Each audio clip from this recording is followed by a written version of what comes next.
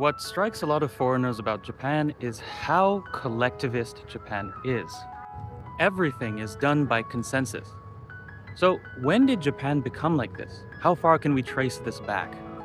Well, one of their earliest civilizational texts, the Kojiki, from roughly the year 600, has multiple examples of decision by consensus.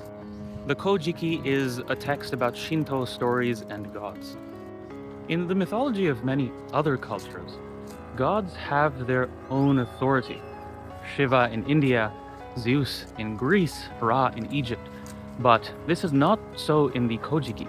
In the Kojiki, there's at least 3 times where the protagonists are not quite sure how to proceed, and so they ask the gods for help, and the gods all congregate to decide by consensus.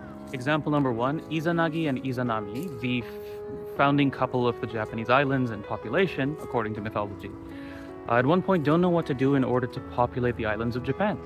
And so they ask the gods for help, and all the gods get together and decide by consensus. In another example, Izanami dies giving birth to the fire god, and she goes to the underworld. So Izanagi goes looking for her to try and revive her. It doesn't go well, but that's a different story.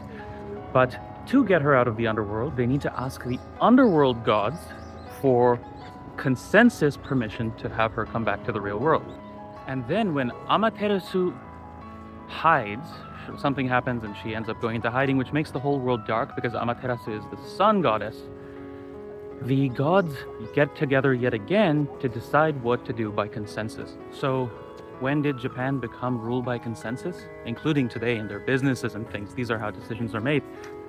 Well, as far as we can tell, as far back as they have been writing.